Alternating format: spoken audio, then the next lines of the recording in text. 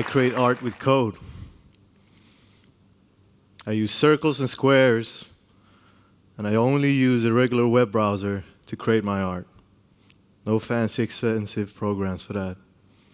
I see it as an interaction between technology and art. And I want to share a story, how I came here. You see, I was raised in a very artistic family, and I was the only one craving for technology. That was the main dialogue in our family, you know, and I want to be a part of that. But at the same time, I want to respect who I am, you know, nerd.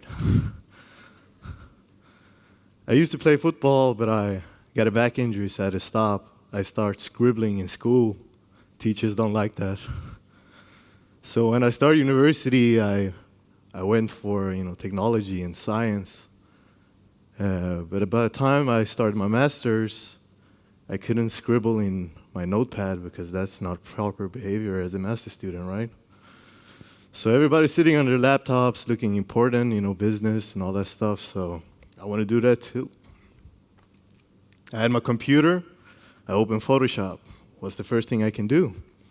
I have a limited amount of time, right? I drew a circle. I added another one. I changed the color, it was faster. I tried different art forms before that, everything from tattooing to graffiti, textile color. But this opened a lot of possibilities. But you see, when you saw my art, first off, it was hard to show you because it was so heavy. I wanted to show all the details. You were just seeing a picture and you're saying, oh, nice, next. I wanted to raise the technical bar a bit, you know, because it wasn't technically enough as a nerd. So during my master's, I started to hang out with a lot of IT dudes, and they inspired me. I didn't really relate to what they're saying. I couldn't contribute, but I wanted to. So at some point, I asked them, hey guys, could I do my circle art in code?